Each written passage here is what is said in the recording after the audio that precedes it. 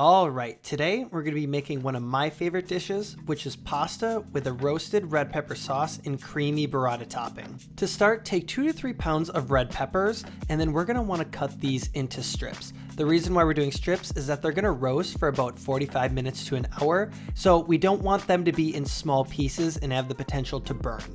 After the peppers, we're going to want to take 2 shallots and get a fine dice on these, and then set aside for later. Then we're going to take 3 to 4 cloves of garlic, and then we're going to give this a fine mince. There's no worry about the garlic burning here, as we're actually going to add it to the red peppers after they've roasted. For our final prep, we're going to take a handful of parsley and then give it a fine chop, enough to give us about a 1/4 cup. Now this is just going on to the pasta after it's finished, so we can set this aside for later.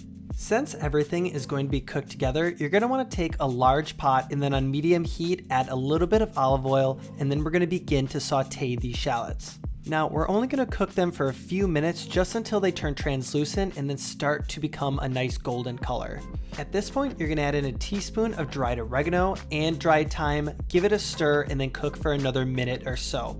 Now it's time to add in the peppers. We're going to add in all the peppers at once and then season generously with salt just to let out some of the moisture and help the cooking process. Finish with a little bit of black pepper, and then we're going to give this a stir, and we're going to want to keep a close eye on it by stirring every few minutes. We just want to make sure that none of the peppers are sticking to the bottom and that they're all cooking evenly. After about 30 minutes, you can see that a lot of these peppers have reduced down, and I'm re-seasoning with salt and pepper to taste, and then cook for about another 20 minutes until fully caramelized. Once your peppers are fully caramelized and can't hold their shape anymore, we're going to add in the minced garlic from earlier and cook for just a few minutes until the garlic starts to brown.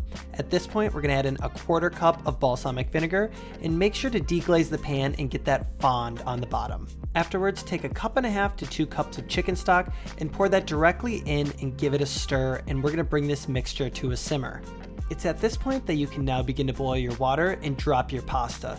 Now returning to the peppers, we're going to turn off the heat and then add in a 1/4 cup of heavy cream and give this a good stir until well incorporated. To finish the sauce, I've transferred over all the peppers and broth into a blender, and we're going to begin to mix together until it's smooth and creamy. If you've cooked the peppers long enough, they should blend pretty effortlessly and should only take a few minutes in order to get the right consistency. Once the sauce is fully blended, now we're going to add in a 1/4 cup of fresh Parmesan cheese directly into the sauce, and then we're going to re-blend until it's well incorporated. And to finish it off, you can season to taste with a little bit of salt and black pepper. Now, for mixing the pasta, you may have seen this in one of my previous videos, but I like to put the pasta directly into a metal mixing bowl and then adding a couple spoonfuls of sauce directly on top and then giving it a good mix. Now, you might want to keep some of the salty pasta water on the side in case your sauce is too thick, just to even out the consistency. For plating, I'm putting the pasta in a nice nest, and then we're going to take a piece of halved burrata and place directly on top, and then we're going to garnish with the parsley from earlier. And there you have it, red pepper pasta. If you guys like the video, please like and subscribe, and I'll catch you in the next one.